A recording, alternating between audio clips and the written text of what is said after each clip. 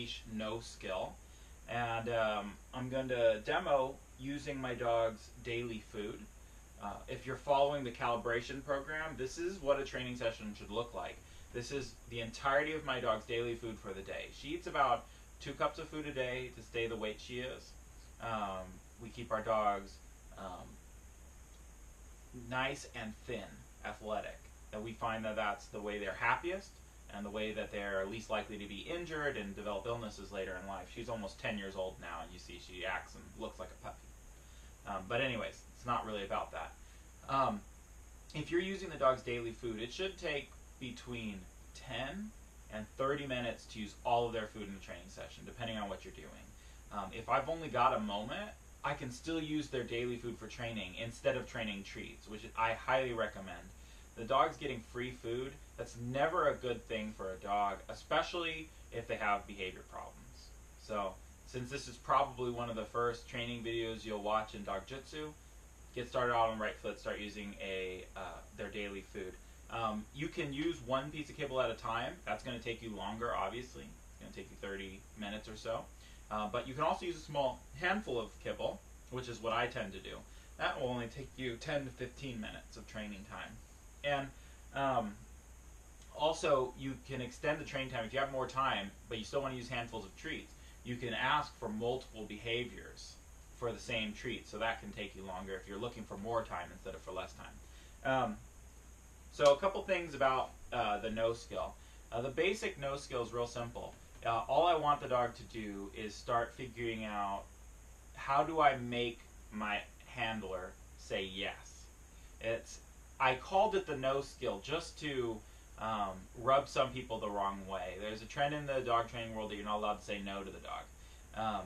And the word no has no intrinsic value in and of itself. It's not a bad word, it's not a good word. It is just a word. I use the word no because it rolls off the tongue for English-speaking people. And it is what you're most likely to say to the dog in a high stress situation. When the dog runs out the door, when the dog gets off leash, when the dog is running towards a piece of food that you don't want them to have. Positive trainers I've seen have taught this same exact skill, but have opted to use the word leave it. It's a similar exercise. The difference is the way I use no is a little more versatile. I use no in a lot more training situations when I want my dog to offer a different behavior. It's not a reprimand, but they'll say, well, if you tell people to use the word no, then people will be mean to their dogs and say, no, bad dog, that kind of thing. Well, there's 2 problems with this point. One is that in order to train an animal, you have to learn how to use your emotions. That's all there is to it. There's no way around that. So saying that no is the problem is not the problem. The problem is the people controlling their emotions. So you might as well start from the beginning teaching people how to control their emotions. Second thing is, how does leave it solve that? You know how many people I've seen going around saying, leave it! No, leave it! Right? And then still say the word no, right? Because they've never learned to control their emotions. So I'd rather you learn right from the get-go how to control your emotions. The no skill is actually about the word yes. I'm trying to teach the dog that when they do something I like, they can get me to interact with them. And the word yes becomes a marker that'll be for teaching advanced skills, but it can also just mean praise, petting, smiling, all those kinds of things. So I want the dog to try to figure out how to get me to train her.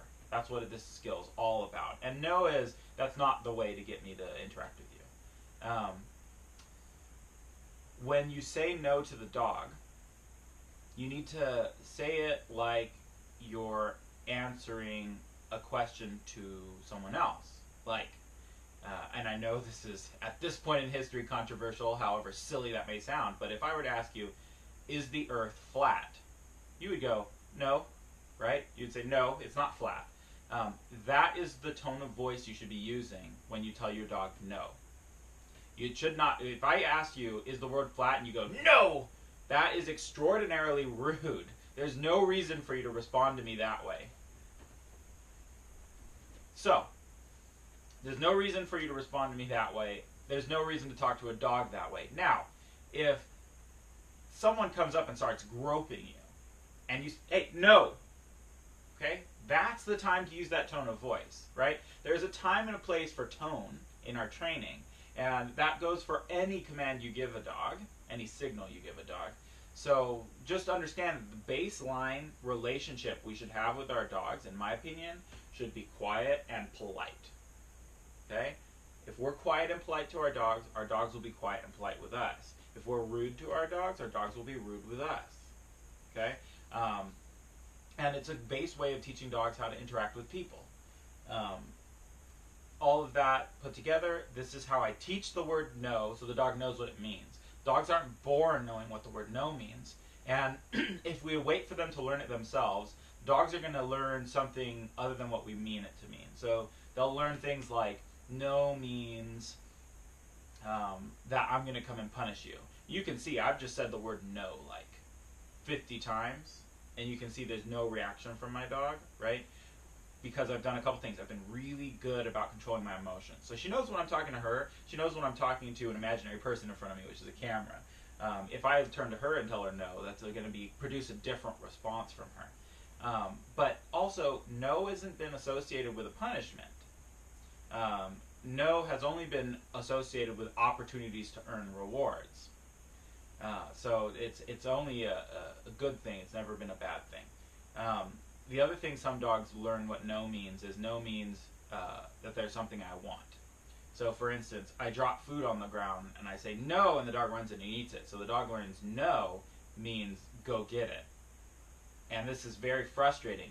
And people are really good at training this really well, so that the dog knows exactly how quickly they need to run based on the tone of the word no. They know how quickly they should swallow it, because the more energy we say the word no, the more valuable the object is. And this is an important part in training too. A lot of people get carried away, and when the dog's about to get the treat, they escalate their tone. No, no! Okay? And some dogs will respond to that. They'll be like, oh, sorry, and even though that's the case, it's a bad idea, because what you end up teaching your dog is the louder I say no, the more out of control I am. So the less likely I am to actually block you from the treat. So, you'll see how we train this in a second, but when I put the food on the floor, if the dog tries to go to it, I'm going to block them.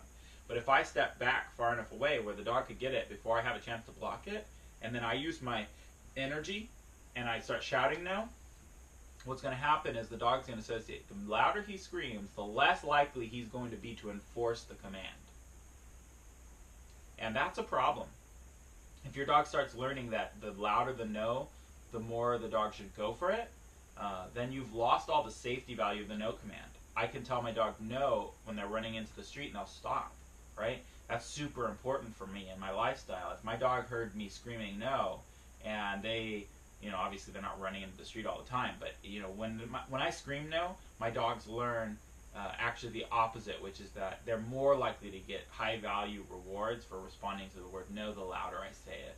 And we'll go later on in lessons teaching you how to actually teach that. So there's a couple things. No, and every signal that we give in Dog Jitsu has a myriad of forms of that signal. So the word no is a form, right? The signal no, the meaning is change what you're doing. Do something else, right? That's what we want it to mean. And it can have a form, which is a verbal form, which is the word. It can have a physical form, which in the first exercise, the physical no will be closing the hand. That signal is going to become an important signal to the dog that we close the hand. They know what that means. Or it could be a body block. That's physical no. It can also be a leash signal no, where I hold tension on the leash, or I give some kind of leash signal that tells the dog change your behavior. So at first, I'm going to present food to the dog. I'm going to tell them yes. The dog's going to come and eat the food, and that's what I want them to know. When I say yes, it means go eat it, right? Then I'm going to present the food, and I'm going to say no. Everything's going to look the same, but I've said something different. So I want the dog to start listening to what I'm saying instead of just reacting impulsively. The dog will move towards the food. She's pretty well trained, so she might not do that, but she moves towards the food, and I'm going to close my hand. The body signal, no. Body signals in general are easier for dogs to respond to than verbal signals. So closing the hand is going to come more naturally to the dog. The dog is going to maybe attempt to get into the food. If they do, you just keep your hand closed. As soon as the dog leaves the food, you open the hand. Now, don't wait for the dog to be over here and then open the hand, or open the hand and say yes at the same time. Okay? As soon as the dog's not trying to steal the food, you're going to open it. And that's important because the open hand is the body signal for yes. Okay? Now, it's different than yes exactly. It's really the body signal for good. Good means keep going. So when the dog moves away from a treat, the hand opens, the dog goes, oh, the hand opened when I moved away. So they're putting these pieces together. Okay, if I move away, the hand opens, and then he says yes. Now, if the dog moves away and it doesn't open, the dog's like, I don't know how to get this treat, and might lose interest and leave. So I want the dog to stay interested in the treat by teaching them, if you move away, then I'll open. If you move towards, I'll close. That's the basic. And if you listen to what I'm saying, I don't have to do any of that. You can just get the treat really quickly. And then very quickly, we're going to move the yes and the no to teaching the dog to offer specific behaviors like eye contact, or sitting, or downing, or any number of behaviors that you want them to learn. So this is the foundation skill that all of the other skills are built on. I often tell people, if I could only teach my dog 2 words, it would be yes and no. If you knew those 2 words, you wouldn't need anything else. You'd be able, if those two words were super solidly understood by the dog, you could train anything you needed in any situation just using those 2 words. So now that she's asleep, I'm going to get her out and train her. I'm going to start off with just some quick yeses. You'll see. Yes! Good dog. And I like taking this opportunity to reward her for being calm. Yes! Do you see how she gets excited? Did you notice how she gets excited when she sees me close my hand? The no and the no body language should be a cue to the dog that there is treats on offer if you can figure out what I want. It should not be a reprimand. Yes, good dog. Okay, now we're going to do the N-O. No.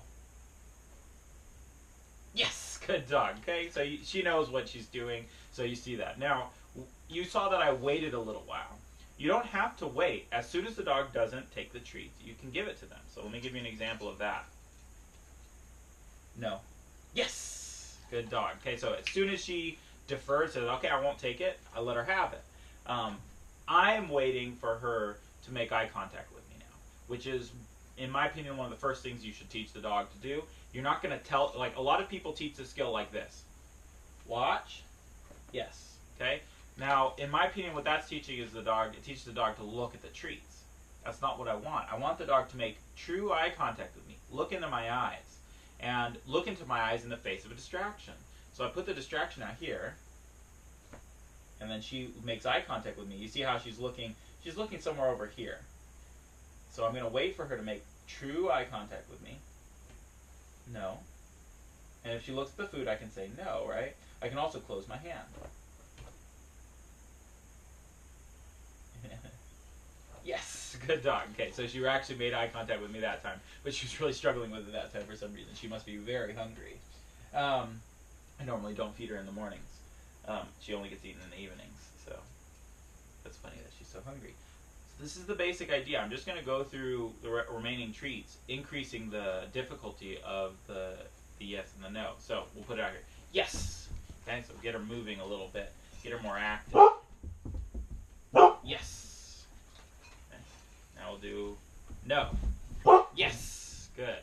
So nap time, when I said yes, go ahead and lie down for me. Thank you.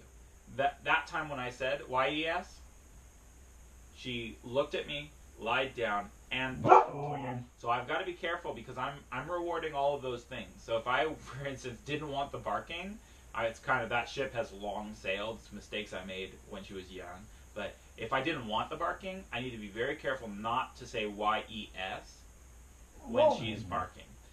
Notice that I'm now spelling the words that I'm using now, because now that she's focused, she knows I'm interacting with her, she will respond to those words. So just something to note. No. Yes. That time I caught her before she did any of the other stuff. No. Yes. Good. Okay, so she's doing really well. Maybe it's time to move to a next level, which it would be maybe to put it on the ground. No. Yes. Now for most dogs, this takes a bit of training, and for her it took a lot of training. Louie, come up here. Good. Now lie down. For most dogs, this takes a lot of training. No, come on, get up here. Good, lie down. Thank you. You're a good girl. Come on, you gotta get up here and you gotta lie down. We're just gonna, I'm just gonna talk for a bit. Relax. I'll train you when I'm ready. So you see that no body language. That's when I see her about to leave the couch, I just block her. And she'll learn that if she lays here, I'll interact with her again. That's the yes body language, right? Yes and no, it's not just words. It's the way you use your body and the tone of your voice throughout your life with your dog. Most dogs will take 1 week to 3 weeks for you to get the food on the ground. I want the dog to have a really good response to my hand so that I never have to close it like you saw with Lumi. I never had to close my hand even once. As soon as I said the word, she stopped. And I can kind of trick her, which is not something I recommend you doing, but it would show you what I would do in the case that you made an error. But when you put it on the ground at first, you need to make sure you're able to block it with your body when you say it. So, I'm putting whole piles of treats on the ground. You might start with just one treat on the ground, because if you can't cover the whole pile, then it becomes a problem. You want to be able to move the treat in your hand and have the dog stop falling. So I'll show you that one next. Yes. So I'm rewarding her, telling her yes for lying down on the couch calmly. Okay. So I get her to follow the treat. Good. Yes. Yes. No. Yes. Good dog. So you can see she was following the treat. I say no. She disengages with the treat. That's a skill that's really important to me, especially since I'm going to be throwing treats in yellow leash tests. I want to throw a treat and she should chase it. I should throw a treat, and as she's chasing, I can say no, and she stops chasing it. That's going to be a very, very useful skill for you later on. Right? I know. And this time I want her to actually catch up to the treat when I say why yes. Yes. Yes. Yes. Yes. Yes. Good girl. I want her to catch it. I want her driving into it. I don't want her to be lazy about it. I want her to figure out how, when he says yes, I should go and get it now. That's going to be important for building kind of high energy skills later on in life. Okay, so now we're going to keep working on eye contact.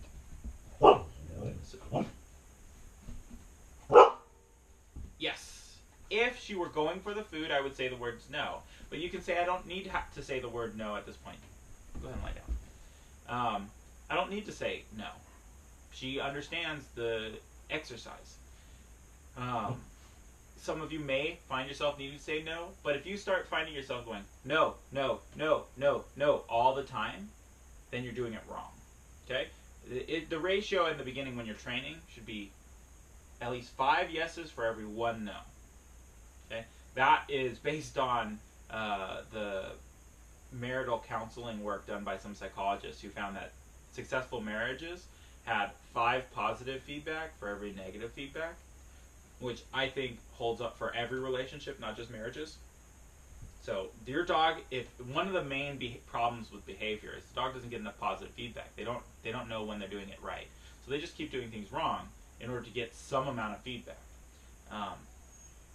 If you find yourself in this relationship with your dog where you're constantly giving them negative feedback, you need to find ways to provide them with the positive feedback they need to start recovering that relationship.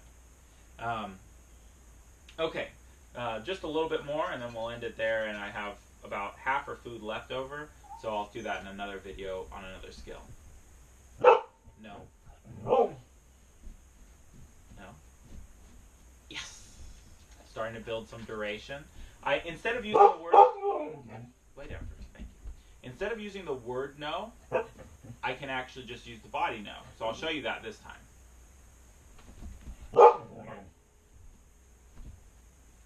Yes, that actually works better for her. She had more sustained eye contact. Every time she looked at the treat, I just closed my hand gently. And then she was able to really understand what I want. So I hope that gives you the basic idea of how to train yes and no. Start at home, then start moving outside. Follow the calibration program. So when it tells you use their food for training, do this exercise. Build eye contact. Build sits. Use your basic training, right? So use your recall, stay, leading, and go skills, and your no, right? Do them all using the calibration program, using this game. It's makes things super fun and makes training super exhilarating for the dog, that they really want to train. You can see that she really wants me to train her. That's what I want from all of my dogs. I want them to want me to train them. Okay, I'm looking forward to seeing some of you pass your white lead no skill. Remember that the test is that you offer a treat and say yes, the dog should take it. Then you should offer the dog a treat, say no. Your body language has to look exactly the same. So don't switch hands on the yes and the no. Don't put your hand in a different position. Don't shoulder block your dog. Don't use a leash to block the dog. The yes and the no should look exactly the same. And then after they've disengaged from the treat for a short time, you can say yes, and the dog should retake the treat, proving that the dog wanted the treat all along. Okay, I hope that, yeah, looking forward to see you on the forums.